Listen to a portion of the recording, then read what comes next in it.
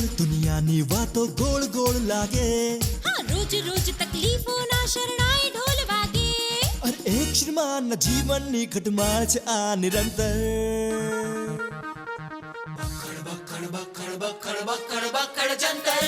બકુલનું બખડ જંતર. બકુલનું બકડ જંતર.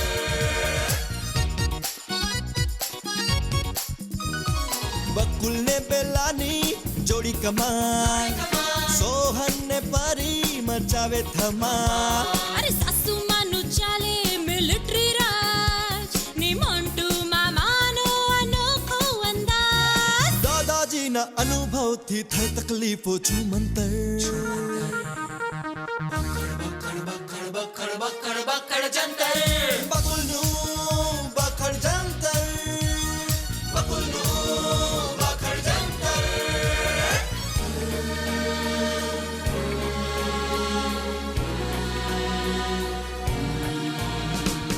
એક સાંધતા તેરે ટૂટે સમસ્યાઓનું ના સાથ છૂટે.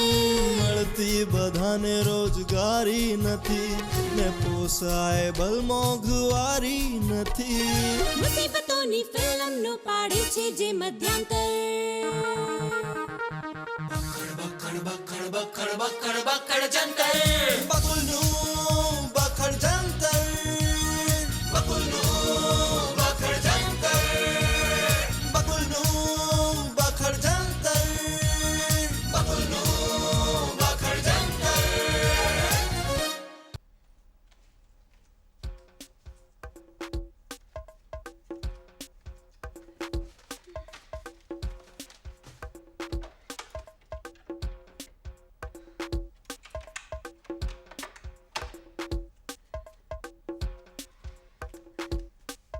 અહીં બેસું કે છે જમણી દિશામાં બેસવાથી કંટાળો દૂર થઈ જ જાય છે. હાય હાય પણ મને તો હજી પણ બહુ કંટાળો આવે છે. શું કરું હા આ દિશા જ ખોટી છે. અહીં બેસું હજી પણ કંટાળો આવે છે. क्या करे क्या ना करे ये कैसी मुश्किल है कोई तो बता दे इसका हल को मेरे भाई. એટલે શું કરવું જોઈએ એનો ઉપાય મારી પાસે છે પણ એ તો એના ભાઈ પાસે ઉપાય માંગે છે. એને જ બોલાવવું પડશે. હેલો ઓ મોન્ટુ. હા મોન્ટુ બોલે કે તારી બહેનને તારી જરૂર પડી છે. ક્યારની ગાગા કરે છે ક્યાં કરું ક્યાં ના કરું ये कैसी मुश्किल है कोई तो बता दो इसका हल को मेरे भाई. એટલે ભાઈને બોલાવે છે જલ્દી આવી જા ભાઈ. હા જલ્દી હો. એ હા અહીં જ બેસું. અહીં તો કંટાળો દૂર થઈ જશે. યસ બેલા અહીં કે ત્યાં બેસવાથી કંટાળો દૂર ના થાય. કામમાં પરોવાયેલા રહો ને તો કોઈ દિવસ કંટાળો આવે જ નહીં. પણ બકુલ મેં રસોડાનું બધું કામ કમ્પ્લીટ કરી નાખ્યું છે. છોકરાઓને સ્કૂલે પણ મોકલી દીધા છે ને હવે ટૂંક સમયમાં તમે પણ ઓફિસ જશો. પણ પછી હું તો એકલી મારે શું કરવાનું? મને બહુ કંટાળો આવે છે. બેલા તું એક કામ કર. દાદાજીને બોલાવો મોન્ટુને બોલાવો ને તારી મમ્મીને બોલાવો. તમે ચારે જણા ભેગા થાઓ અને સંગીત ખુરશી રમો. હે હમ પાલા પાણી લે લો. પાલા પાણી લે લો. કલાવતી તું ઘરમાં પ્યાલા પાણી ધોવાના બાકી છે અને તું પ્યાલા પાણી લેવાની વાતો કરે છે. મેડમ પાલા પાણી ધોવાનો ટાઈમ બપોરનો છે. ની બપોરે આવીને પાલા પાણી ધોઈ જઈશ. અત્યારે તો જૂનું લુગડું હોય તો આપો બર્તન આપીશ નવો. પણ પાલા બહેણી છે ક્યાં? બાર લારીમાં મૂક્યો છે. તને મારો પગાર ઓછો પડે છે કે તારે આ ધંધો શરૂ કરવો પડ્યો? મેડમ સવારમાં શું કરવાનો એટલે મેં કંટાળો દૂર કરવા માટે પાલા બરણીનો પાર્ટ ટાઈમ બિઝનેસ શરૂ કર્યો છે. જૂનું લુગડું હોય તો આપો નવી બરણી આપીશ. આઈડિયા. બકુલ બકુલ બકુલ તમારું શર્ટ કાઢી આપો ને. અથાણા માટે નવી બરણી લેવી છે. એ બરણી વાળી આ નવું શર્ટ છે શું કાઢી આપો? ઓહો આ શર્ટ કાઢી આપો ને. જબ્બો પહેરીને ઓફિસ જાઓ. એ જબ્બો પહેરીને ઓફિસ જઈ તો બોસ કામમાંથી કાઢી મૂકશે. ના ના નથી લેવી નવી બરણી. બરણી બજારમાં મળે આ શર્ટ નહીં મળે. હાય કઈશ સાહેબ આ શર્ટ તો મેં 1000 વાર ધોઈ નાખ્યું છે. જોયું હો, બહુ વાર જોયું. મને છે ને નવી બહેનીની જરૂર નથી, પણ ઘરમાં નવી નોકરાણીની જરૂર પડશે. રમો પાલા ભાઈ. કલાવતી, અંદર વાસણ ધોવાના પડ્યા છે, ધોઈ નાખ. મેડમ, અત્યારે તો પ્યાલા પાણી વેચવાનો ટાઈમ છે. હવે વાસણ બી બપોરે આવીને ધોઈશ. તે કલાવતી તો આટલું બધું કામ શું કામ કરે છે? અગો મેડમ, કંટાળો દૂર કરવા. આ કંટાળો પણ દૂર થાય ને કમાણી પણ થાય. આટા બી જાતી, હા બી જાતી. ત્યાં તો મોન્ટુ ભાઈ, તમારી ટી-શર્ટ બહુ સરસ છે. અને બદલામાં મેં એક તપેલી ને 2 ચમચી આપી. એક તપેલી 2 ચમચી આવી, અંદર 2 તપેલી ને 10 ચમચી ઘસવાની બાકી હશે, સાફ કરવાની બાકી હશે. જા પેલા સાફ કર. બી જાતી. જાતી તો જાતી, જાને કોણ રોકતી? અને સ્ત્રીલિંગ પુલિંગમાં કઈ ખબર પડતી નથી. ગમે ત્યારે બોલે છે ભાઈ જાતી ને મિયા તો મને કે મેં જાઉં. હવે ભાઈ જાને તને કોણે રોકી છે? મેં જાઉં ને મેં આવું કર્યા વગર. મોન્ટુ, મારા ભાઈ, મારા વાલા ભાઈ, મારા નાના ભાઈ, મારે પણ પાર્ટ ટાઈમ બિઝનેસ કરવો છે. કેમ? કંટાળો દૂર કરવા. એ હા, જીજાજીનો ફોન હતો. એ ફોનમાં કહેતા હતા કે તારી બહેનનો ફોન હતો અને એવું કહેતા હતા કે ક્યાં કરું કે ન કરું, ये कैसी मुश्किल है, कोई तो बता दे इसका हल ओ मेरे भाई. આપણ તને હલ બોલે તો હળ બોલે તો ખેતી. એ હા, એ દીદી તું ખેતી કરીશ? ખેતી? એ હા, હું ખેતી કરીશ.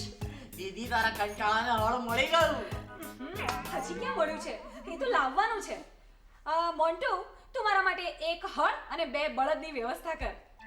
હું કંટાળો દૂર કરવા ખેતી કરીશ. આપણો ખેતી પ્રધાન દેશ છે અને ખેતી કરીને આપણા દેશની તમામ સ્ત્રીઓને પાર્ટ ટાઈમ ખેતી કરવાની પ્રેરણા પણ આપી. એ દીદી તારા ઉત્સાહ અને વિચારો જોઈને એવું લાગે છે કે ખેતી જોરદાર થશે. યસ, હું સ્ત્રી છું અને મારા બાવળામાં જોરદાર દમ છે. એ દીદી પણ તું આ બળદનો દમ ના કાઢી નાખતી. ના હો, બળદને તો એકદમ પ્રેમથી રાખીશ. હા, એકદમ પ્રેમથી રાખીશ, પણ રાખીશ ક્યાં? ક્યાં રાખીશ? અરે હા, તારા જીજુ જ્યાં બાઇક પાર્ક કરે છે ને, બસ ત્યાં રાખીશ. હે? હા, અરે કેટલી સરસ જગ્યા છે. ત્યાં બળદને તડકો પણ નહીં લાગે. સારું, પણ હળને ક્યાં મૂકીશ? હળને દિવાલે ટેકવી દઈશ ને. દિવાલ અને હળ બંને એકબીજાના ટેકે ટકી જશે. દીદી પણ તું ખેતી ક્યાં કરીશ? હા, હું ખેતી ક્યાં કરીશ? અરે હા, આપણી સોસાયટીના ગાર્ડનમાં ખેતી કરીશ. ના ચાલે, બિલકુલ ના. ચા પીવી છે? બિલકુલ ના. ચા કરો છો? કાકાને બોલો, કાકાને. બિલકુલ ના ચાલે. સોસાયટી ગાર્ડનમાં ખેતી બિલકુલ ના ચાલે. કોણ કહે છે ના ચાલે? હા, હું સોસાયટી પ્રમુખ પત્નીના પતિ કહું છું. હવે બેસો પતિવાળા. પત્નીના સોસાયટીમાં શું થાવ તમે? હું હા, ખજાનચી. હા. આમે પ્રમુખ બહાર જાય છે ત્યારે સોસાયટીનો હિસાબ તો હું જ રાખું છું ને. હા તે એટલે હું કહું છું, હું બધું ખેદાન મેદાન કરી નાખશો એમ? તમે બેલા વહુની ખેતીને જો ખેદાન મેદાન કરશો ને તો હું પોલીસને બોલાવીશ. પોલીસ બોલાવશો? હા. એ તો આવી જ ગઈ છે. આખા બધા ટોળા વળીને ત્યાં બેલાબેનને હળ ચલાવતા જોવે છે. હા તે ભલે જુએ. એ જોઈને એમને ખેતી કરવાની પ્રેરણા મળશે. અરે વાહ, આ બેલાએ તો રંગ રાખ્યો. સોસાયટીના ગાર્ડનમાં શું ઉગાડવાનું નક્કી કર્યું છે? અરે ઉગેલું બધું ખેદાન મેદાન થઈ ચૂપ છે. ચૂપ ચૂપ ચૂપ. આ સોસાયટીની જમીન તમને આમ દાન પાનમાં નથી મળી કે બધું ખેદાન મેદાન કરવાની ચિંતા કરો છો. બેલા વહુ ગાર્ડનમાં ખેતી કરશે જ અને કરશે જ, અને એને જે ઉગાડવું છે ઉગાડશે. હું કે કેરી ઉગાડશો? હું કે કેળા કે અરે ભાઈ, ના કેળા ના કેળી. હું વકીલને બોલાવીને તમારા ઉપર કેસ કરી